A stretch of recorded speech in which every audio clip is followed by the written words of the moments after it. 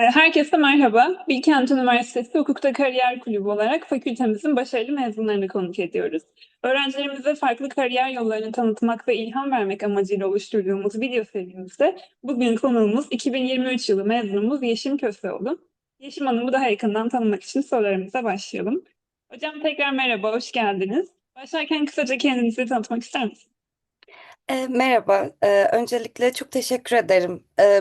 Vakit ayırıp yaptığınız bu videoların çok değerli olduğunu düşünüyorum. Çünkü hayatının akademik belki hayatının başında olan birçok öğrenciye farklı yolları görme ve öğrenme imkanı tanıyorsunuz. O yüzden ve beni çağırdığınız için de çok mutlu oldum. O yüzden çok teşekkür ederim. Ben Yeşim. Ee, 2000 doğumluyum. Doğma büyüme Ankaralıyım. Ankara'da yaşadım. Gazi Anadolu Lisesi'nde okudum. Sonra 2018 yılında Bilkent Hukuk Fakültesine başladım ve bir yıl hazırlık okuyup 2023 senesinde mezun oldum. Daha sonra yüksek lisans yaptım İngiltere'de. Şu anda da Bilkent'te Gris Bursiyeriyim ve araştırmacıyım. Bu şekilde genel hatlarıyla. Tamamdır hocam. Peki biraz bahsettiniz. Hikayeyi bir baştan geriden alalım ve üniversite hayatınıza başlamadan hukuk okumaya, hukuku Bilkent'te okumaya nasıl karar verdiniz? Biraz bundan bahsedelim. Geriye baktığınızda bugün Bilkent'in size ne tür katkıları olduğunu değerlendiriyorsunuz. Genel olarak öğrencilik deneyimimizden bahsetmek ister misiniz? Tabii ki. Şöyle ki ben hiçbir zaman çocukluğumdan beri hukuk okumayı hayal eden bir insan değildim. Hatta çocukken ortaokulda matematik öğretmeni olmak istiyordum. Matematiği çok seviyordum. Lise boyunca da temel bilim okumak ve matematik okumakta çok kararlıydım. Ama sonra daha sonra biraz daha sosyal bilimlerle ilgilenmek istediğimi fark ettim. Daha hayatın içinden bir alan seçmek istediğimi fark ettim. Ve ekonomi okumak istedim daha sonra. Aslında çok çalkantılıydı tercih dönemim. Yani birçok bölüme ilgim vardı. Uluslararası ilişkiler, siyaset bilimi. Hukuk da istediğim alanlardan bir tanesiydi ama e, bu şekilde gitgelli bir zor bir tercih döneminin sonunda hukukun aslında somut olarak insanların hayatına dokunabilmede çok daha farklı bir yeri olduğunu düşündüm. Bir de her zaman söylenir ama bence de doğru. Hukuk aslında matematiğe çok benzeyen bir alan. Çünkü çok analitik düşünmenizi gerektiren, çok mantığa dayalı bir alan. O yüzden hukuk yazdım diyebilirim. Ama okurken de diğer alanlarla e, ilgili bir şeyler yapmaya hep çalıştım. Yani o ilgimi her zaman sürdürmeye çalıştım. Matematikle ilgili yapmadım belki ama diğer sosyal bilimlerden hep ders almaya çalıştım. Peki hocam. Aslında bahsettiğiniz gibi bir yandan lisans öğreniminizi sürdürürken bir yandan da uluslararası ilişkilerde yan dal yapıyorsunuz. Bu sizin Evet. için nasıl bir deneyimdi? Öncelikle e, ya biraz bazı şeyleri seçerken bazı şeylerden de fedakarlık yapmanız gerekiyor. Yandal yapmak sanıyorum ki CV'nize koyacağınız bir şeyden daha çok ilgi alanınızı geliştirmek için ve sevdiğiniz bir şeyi yapabilmek için seçmeniz gereken bir şey. Çünkü ister istemez çok fazla emek harcıyor oluyorsunuz. Ders programınızı seçerken bunun için çok fazla uğraşıyorsunuz. Ben farklı alanlara ilgim olduğunu zaten söylemiştim. Ama uluslararası ilişkileri seçmem biraz daha ders programlarına ve derslerin içeriklerine bakmamla oldu. Siyaset bilimi veya uluslararası ilişkiler ikisinden birini düşünüyordum. Uluslararası ilişkilerin biraz daha güncel dünya politikasına ilişkin çok fazla derinlemesine bir curriculum'u olduğunu fark ettim. Ve siyaset bilimine de ilgim olmasına rağmen uluslararası ilişkilerin belki ileride uluslararası hukuk çalışmak istersem benim için daha faydalı olabileceğini düşündüm ve o şekilde başladım. Derslerin hepsinden çok fazla keyif aldım. Çünkü çok özgür bir şekilde tamamen odaklarınıza göre tercih yapabilme hakkınız oluyor. Ve aldığım derslerin hep beni çok geliştirdiğini hissettim. Çünkü çok farklı alanlarda, çok farklı daha önce görmediğiniz bir disiplinin bakış açısıyla bakmaya başlıyorsunuz. Ya da hukuk fakültesinde alışık olduğunuz eğitimin dışında başka bir alanda başka insanlarla e, çok gerçek ve gerek tarih gerek siyaset gerek politik ekonomi birçok alanda tartışma imkanı buluyorsunuz. Bu benim için çok değerliydi. Seçtiğim derslerin ve hocaların da hepsini çok mutlu bir şekilde seçtim ve çok mutlu bir şekilde ayrıldım derslerimden. Ve şeyi de hep hissettim aslında. Ya evet, belki farklı alanlar ve o farklı ilgi alanlarını beslemek için seçtiğim bir şeydi ama e, hukuk eğitimine, hukuk derslerine geri döndüğümde her zaman aslında bunu hukuku da besleyen bir alan olarak gördüm. Özellikle uluslararası ilişki, uluslararası hukuk ve insan hakları alanında aslında e, tek bir bütünün farklı bakış açılarıyla değerlendirildiği alanlar gibi değerlendirmeye çalıştım. O yüzden de bana çok faydası olduğunu düşünüyorum. Biraz öğrenciyken zorlayıcı olabiliyor çünkü çok fazla ders alıyorsunuz. Bir dönemde 7-8 ders almak normaliniz oluyor. Bunu yaparken de uykunuzdan fedakarlık ediyorsunuz, sosyal hayatınızdan fedakarlık ediyorsunuz. Ama bir noktada o dengeyi yakalayabildiğiniz zaman, eğer sevdiğiniz bir şeyi yapıyorsanız bir noktada keyif alabiliyorsunuz bence. Peki hocam, teşekkür ederiz. Bir yandan da yine lisans yıllarınızda Löwen'de bir dönem Erasmus deneyiminiz olduğunu biliyorum. Bu konuda bize neler aktarmak istersiniz? Aslında bu gerek uluslararası ilişkiler okumaya başlamam gerek de Erasmus deneyimim aşama aşama benim hukukta hangi alana ilgim olduğunu anlamamda çok yardımcı oldu. Şöyle ki Löwen'e gittiğimde Erasmus başlı başına çok keyifli bir deneyim. E, Gerçi keyifli olabildiği kadar da zorlayıcı da bir deneyim. Çünkü çok genç bir yaşta dilini belki konuşmadığınız, hiç bilmediğiniz, kimseyi tanımadığınız bir ülkeye tek başınıza gidip orada kendinizi tekrar inşa etme imkanı buluyorsunuz. O yüzden çok keyifli, biraz zorlayıcı, belki biraz da o yaşlarda yapmak için çok iyi bir fırsat. Ben Löwen'de çok fazla farklı uluslararası hukuk disiplininden ders alma imkanı buldum. Bilkent'te okurken ikinci sınıf, çok üstten ders alarak ilerlemiştim. O yüzden ikinci sınıfta zaten uluslararası hukuk dersini almıştım. E, İnsan hakları hukuku dersini de almıştım. Erasmus'a gittiğimde uluslararası ceza hukuku, uluslararası insancıl hukuk, geçiş dönemi adaleti ve politik suçlar, karşılaştırmalı anayasa hukuku, hatta çocukların suça sürüklendiği durumlarda adalet gibi çok farklı alanlarda, hatta bir adet de antropoloji dersi almıştım. Çok çok farklı alanlarda ders aldım ve bunlar çalışmak istediğim şey birçok farklı açıdan ve çok farklı bir hukuk sisteminde, belki çok farklı bir hukuk kültüründen gelen hocalarla birlikte e, alma imkanı sağladı bana. Tabii ki çok eğlenceli ve farklı kültürlerden insanlarla tanışmak çok bir insan için bence çok zenginleştirici bir deneyim. E, Çünkü hiç bilmediğiniz, belki de hiç gitmeyeceğiniz ülkelerdeki insanlarla hiç beklemeyeceğiniz şekilde derin bağlar kurabiliyorsunuz. Ve kesinlikle insanın bakış açısını, herhangi bir alandaki bakış açısını da çok değiştiren bir şey olabiliyor. Ama benim için faydası muhtemelen artık ne çalışmak istediğimi öğrendiğim bir dönem olmasıydı. Çünkü uluslararası hukuk alanında Löwen iyi bir okul. Belçika bu konuda iyi bir network ağına sahip. Ve farklı ülkelerden insanlarla kendi ülkenizde öğrendiğiniz e, o eğitimi paylaşabildiğiniz zaman size çok fazla katkısı oluyor bence. Peki hocam, teşekkür ederiz tekrar. Peki belki de aslında biraz bu ilginizin de yönlendirmesiyle dördüncü sınıfta Bilkent Üniversitesi'nin CESAP takımında yer aldığınızı biliyorum. Olur ya, bizi izlemek isteyen arkadaşlarımızdan da CESAP'la ilgilenenler, ilerleyen yıllarda yarışmaya katılmak isteyenler olabilir. Bu deneyimleriniz hakkında bize neler aktarmak istersiniz?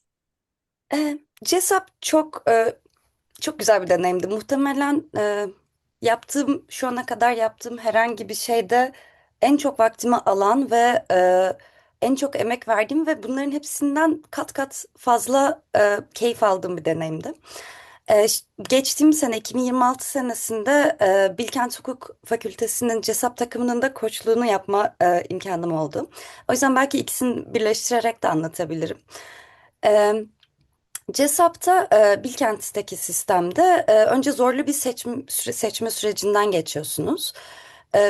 Daha sonra çok yoğun bir çalışma dönemi başlıyor sizin için. CESAP Uluslararası Adalet Divanı önündeki bir davanın bütün aşamalarıyla neredeyse bir şekilde tekrar çözülmeye çalıştı ve sizin bu davanın iki tarafını da savunduğunuz bir yarışma. Ancak soruları her sene çok uzun süren ve çok emek gerektiren e, aşamalardan geçerek hazırlanıyor ve aslında olayın sorusu çok çok geniş. Ve uluslararası hukuktaki temel konuları çok derinlemesine inceleme imkanı veriyor size. Ee, tabii ki takım arkadaşlarınızla çok geç saatlerde okuldan çıkıp tek bir olay üzerine saatlerce okuyup saatlerce tartışma yaptığınız ve bundan inanılmaz bir keyif aldığınız bir noktada bir süreç. Ee, Türkiye'de ve Ankara'da CESAP olan ilgi son yıllarda çok artıyor. Benim için faydası muhtemelen e, lisans eğitiminde alışık olduğumuz o bize bir okuma listesi verilmesi belki ve e, bunun üzerine çalışmalar yapıp bir sınava girme şeklinde öğrendiğimiz bu eğitim sürecinden farklı olarak aslında uygulamayla öğreten bir şey olmasıydı. Bu söylediğim aslında birçok farazi duruşma yarışması için de geçerlidir. Bir olayı gerçek bir avukatmış gibi sunduğunuzda ve bunu özellikle sözlü sunduğunuzda o olayı hiç en iyi öğrenebileceğiniz şekilde öğreniyorsunuz diyelim. Ee, hala bu muhtemelen birçok farazi duruşma yarışması yapan arkadaş için geçerlidir. Hala yazdığınız soruyu ve sunduğunuz soruyu unutmazsınız. O alanda öğrendiğiniz şeyleri de unutmazsınız. Ama söyleyebileceğim şey hukuki argümantasyon, bir hukuki dilekçe yazımı ve İngilizce olan bir yarışma. Dolayısıyla İngilizce hukuki yazım dilinizi de çok geliştiren bir şey. Bir argümanı sunma ve tartışma, farklı yönleriyle bir hukuki sorunu ele alabilme, iki ayrı davalı ve davacı tarafından. Bununla birlikte sözlü olarak kendinizi daha net ve açık bir şekilde bir argümanı savunarak ifade edebilme, topluluk önünde konuşma, e, bir hakim karşısında hakimlerin sizin sunduğunuz argümana karşı sorduğu soruları olabilecek en iyi şekilde ve en stratejik şekilde cevaplandırma gibi çok fazla katkısı oldu hayatıma diyebilirim. Bununla birlikte bu süreçte öğrendiğiniz şeylerle birlikte arkadaşlarınızın da sizin hayatınızdaki yeri çok başka oluyor. Çünkü belki profesyonel bir çalışma ortamına geçmeden öğrenciliğin ve üniversite hayatının da verdiği o enerjiyle çok keyifli zamanlar geçiriyorsunuz ve bir takım çalışması için de o takımın bir bireyi olmak e, çok güzel hissettiriyor. Çok güzel bir his. Birlikte kazanıp birlikte belki üzülmek çok etkileyici bir deneyim. Bu sene 2026 senesinde takım koçluğunu yaparken de çok daha fazla şey öğrendim. Çünkü bu sefer yalnızca kendi yazdığım ve sunduğum konuyu değil, belki aynı derinlikte olmasa da bütün soruları öğrenme imkanı buldum. Ve takım üyelerimiz hepsine buradan tekrar çok teşekkür etmek isterim. Pelin, Doğa, Zeynep, İlayda ve Merve'ye. Hepsi çok iyilerdi. Çok çok sıkı ve çok yoğun bir çalışma döneminden sonra çok iyi bir başarı elde edip Türkiye finallerine kalıp Washington DC'ye exhibition team olarak gitme imkanı elde ettiler. Ama benim için İstanbul'daki hepsinin ilk maçına çıktığı an çok etkileyiciydi. Çünkü bir insanın ne kadar CESAP gibi bir yarışmada ne kadar geliştiğini ancak yarışma biterken fark edebiliyorsunuz. Dolayısıyla hem duygusal olarak hem de akademik olarak hem de belki herhangi iş hayatında ihtiyacınız olabilecek herhangi bir deneyimi elde etmek bakımından benim için çok güzel bir deneyimdir CESAP. Peki hocam, biz de buradan hem bu senenin takımını tebrik ederim hem de önümüzdeki yıllar için okul takımlarına başarılar dileklerimizi iletelim şimdiden. Teşekkür ediyorum. Peki Bilkent'teki lisans yıllarınızın ardından da University of Kent'te insan hakları alanında yüksek lisans yaptığınızı biliyorum. Hem bu okulu nasıl seçmiştiniz, hem yüksek lisans başvuruları sizin için nasıl gelişti, nasıl süreçlerdi? Bu deneyimleriniz hakkında neler söylemek istersiniz? Şöyle, aslında üniversitenin son senesine girdiğiniz zaman belki de diğer senelerden farklı olarak seneye ne yapacağınızı çok daha fazla düşünmeye başlıyorsunuz. Ben hukuk okurken çok fazla farklı alana ilgi duymama rağmen Akademide kalmak isteyeceğimi biliyordum. Yani özellikle uluslararası hukuk ve insan hakları alanlarına ilgi duymaya başladığım zaman akademik olarak çalışma isteği hep içimde vardı. Ama bu kararı vermek her zaman çok kolay olmuyor. Çünkü hukuk size çok genel bir birçok alana eğilebileceğiniz çok genel bir disipline öğretiyor. Ve bu temelin üstüne neyi inşa edeceğiniz ve hangi yola gideceğiniz aslında size kalmış bir şey. Bu hem çok özgürleştirici bir durum ama bir yandan da seçim yapmanın da zor olduğu bir şey. Ee, a- Bizim Bilkent Üniversitesi Hukuk Fakültesindeki mezunlarımızın birçoğu çok iyi bürolarda özel hukuk alanında ilerleyip çok iyi bürolarda avukat olarak çok iyi kariyerler elde ediyorlar ve aslında biraz daha alışık olduğumuz, görmeye alışık olduğumuz mezun profili bu şekilde belki diyebilirim Bilkent'te. Ama ben bunu istemediğimi biliyordum.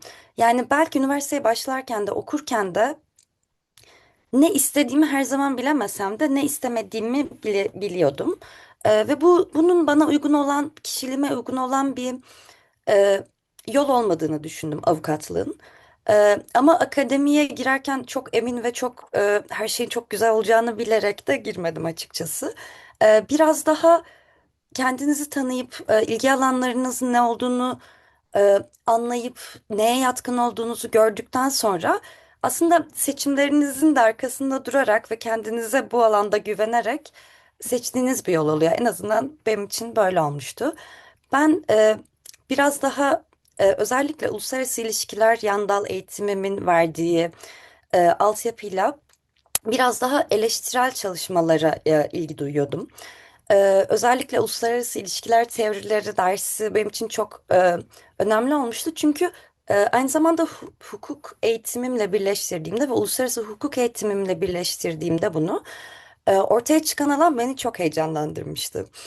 E, Uluslararası ilişkiler teorilerini dersini veren hocam Dimitris Akriviolis e, bana birkaç tane bir peçete, bir kağıt üzerine birkaç tane akademisyenin adını yazıp buradaki hocalara bak. Bence bunlar senin ilgini çeker. Hem uluslararası ilişkilere hem de uluslararası hukuka ilgilisin ve eleştirel çalışmak istediğini söylüyorsun. Bu yazarları oku demişti. Daha sonra araştırmaya başladığımda aslında eleştirel çalışan, uluslararası hukuka eleştirel bir şekilde yaklaşan okulları incelemeye başladım. Eleştirel hukuk çalışmalarının ne olduğundan bahsetmek isterim ve uluslararası hukukla kesişiminden bahsetmek isterim. Aslında hukuk eğitimi alırken de var olan hukukla birlikte nasıl olması gerektiğini de tartışırız.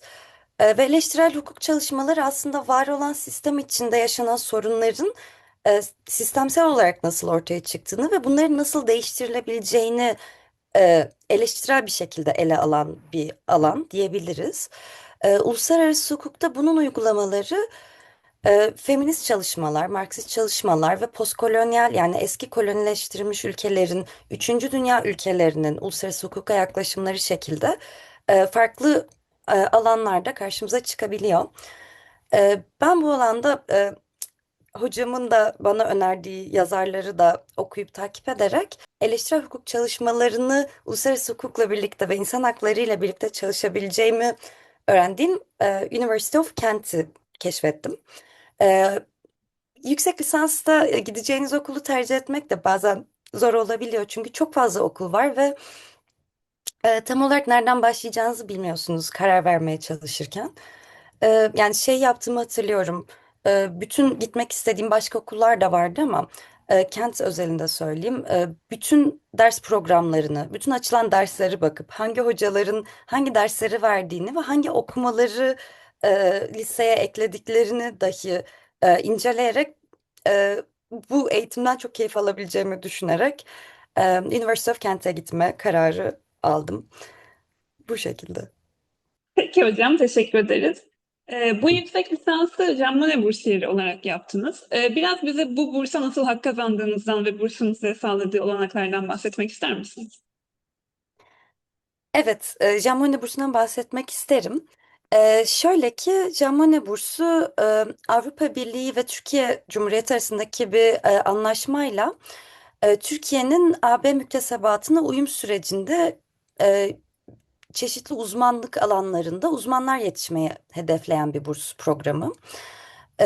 Bu alanda aslında Türkiye'nin AB uyum sürecindeki birçok alanda başvurmak ve çalışma imkanına sahip olabiliyorsunuz.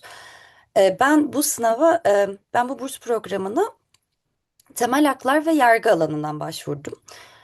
Başvuru süreci şöyle işliyor. Öncelikle gerekli dördüncü sınıfta başvurabiliyorsunuz en erken.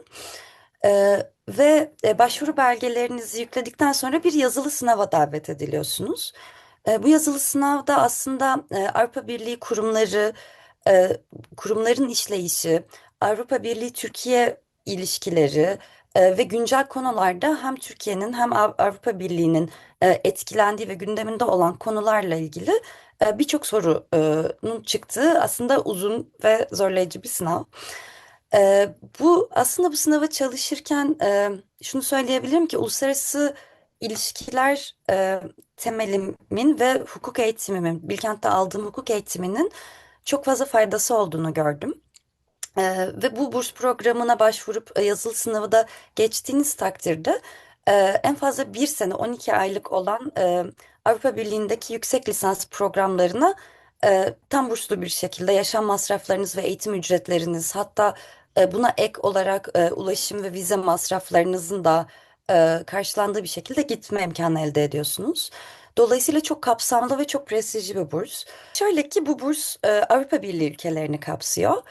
Ancak ben ve benim dönemimde 2023 senesinde bu bursu alan diğer dönem arkadaşlarım bu bursla İngiltere'ye gidebilen son nesiliz. Çünkü Brexit sonrasında İngiltere Birleşik Krallık bu burs programından çıktı.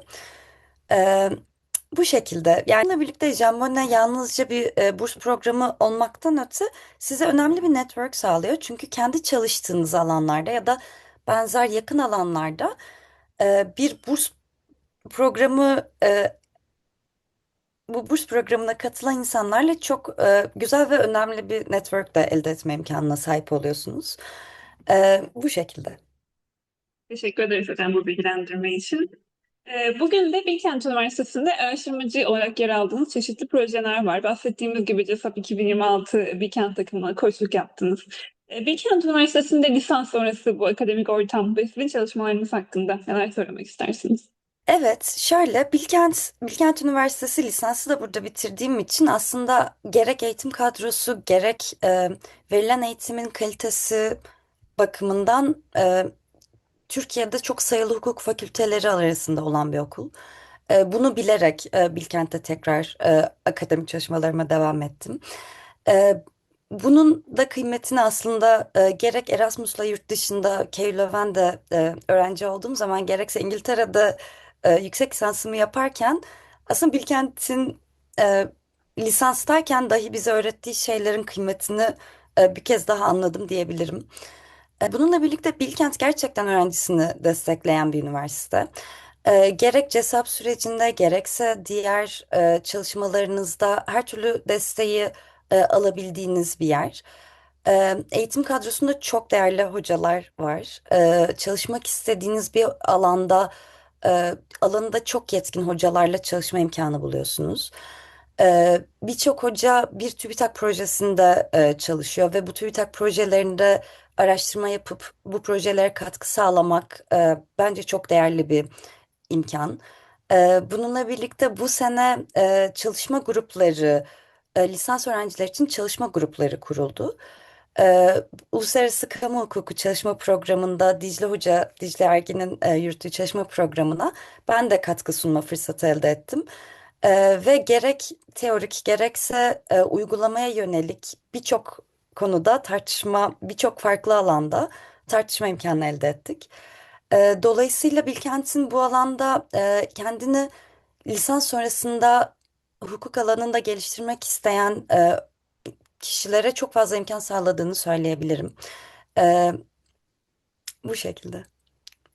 Ben kişisel bir soru sormak istedim şimdi de. Gelecek planlarınıza dair. Bugün geleceğe baktığınızda neler görüyor veya görmek istiyorsunuz? Bize bu alanla ilgili neler aktarabilirsiniz?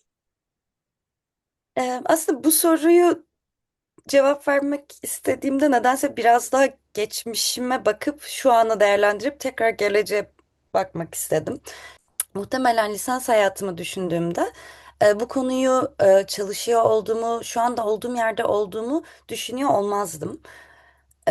Bence biraz bu alanda tamamen bir plansızlıktan söz etmiyorum ama biraz daha esnek olmak ve ilgi alanlarınızın ne olduğunu, hayatta ne yapmak istediğinizi o an kendinize sorarak cevabına uygun bir şekilde ilerlemek gerekiyor. Dolayısıyla 5 sene sonra ya da 10 sene sonra burada olacağım muhtemelen diyemem. Ama şunu söyleyebilirim. Muhtemelen yapmayı istediğim bir şey, çalışmayı sevdiğim bir alanı çalışıyor olurum umarım ki. Ee, Çünkü bana hep şöyle gelmiştir. Yani şey dedim ya, aslında ne yapmak istediğimi her zaman belki bilmiyordum ama ne yapmak istemediğimi aşağı yukarı anlayabiliyordum. Aslında insanın yapmayı sevdiği ve çalışmayı sevdiği konular bir noktada onu besleyen alanlar oluyor. Bir ders çalışmak gibi değil de merak ettiğiniz bir alanda yeni bir şey öğreniyor oluyorsunuz. Bence akademide bu çok önemli bir şey. Bununla birlikte sevdiğiniz bir alanda çalıştığınız zaman çalışma veriminiz, motivasyonunuz, her şey çok daha farklı oluyor. O yüzden umarım ki yine çalışmayı sevdiğim şeyleri ve kendi doğrularımla, kendi doğru bildiğim yolda ilerlediğim bir şekilde çalışıyor olurum diyebilirim. Peki hocam. Bizim videoların aslında biraz klasik kapanış sorusu gibi. İzleyici kitlemiz malum daha ziyade hukuk lisans öğrencilerinden oluşuyor. Bugün siz özellikle Bilkent Hukuk'ta lisans okumakta olan bir öğrenciye eğitim hayatıyla ilgili neler önermek istersiniz? Bununla kapatayım. Şöyle cevap verebilirim. Aslında bu söylediğim şeylerin de bir nevi özeti olacak. Bilkent Üniversitesi çok iyi bir üniversite ve Bilkent Hukuk Fakültesi de çok iyi bir hukuk fakültesi. Dolayısıyla size gitmek istediğiniz alanda, çalışmak istediğiniz alanda çok geniş imkanlar sağlayabilen bir yer. Çok iyi bir kütüphanesi, çok çeşitli uluslararası bağlantıları, çalışabileceğiniz çok farklı alanda, çok fazla çalışabileceğiniz farklı alanlarda alanında çok uzman hocaları olan çok iyi bir yer. Dolayısıyla belki şeyi hiç unutmadan devam etmek daha faydalı olur. Ya, bir insanın hayatını kurarken ve hayatta gideceği yolu seçerken e, gitmesi ve varması gereken, ulaşması gereken tek bir hedef yok ve tek bir yol yok dolayısıyla. O yüzden kendi isteklerinizi ya da kendi ilgi alanlarınızı, yapmak istediğiniz ve çalışmak istediğiniz, belki kendinize ait hissedeceğiniz alanları seçerek orada yürümekten belki korkmamak gerekiyor. Çünkü evet, günümüz gerçekliğinde belki ekonomik kaygılar, belki akademik kaygılar, birçok şey aslında insanı seçim yaparken e, bağlıyor diyebilirim ya da göz önünde bulundurmamız gereken çok fazla farklı faktör olabiliyor.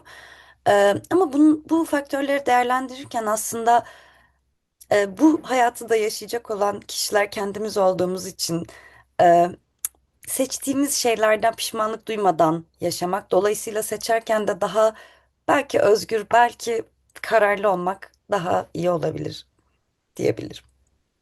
Teşekkür ederim hocam. Değerli tavsiyeleriniz için. Çok teşekkür ederim. Çok güzel bir röportaj oldu. Umuyorum izleyen genç arkadaşlarımıza da ilham olabilmişizdir. Dilerseniz burada kapatıp herkesle görüşmek üzere diyebiliriz. Ben teşekkür ederim. Çok teşekkürler. Umarım faydam dokunmuştur. Kendinize çok iyi bakın.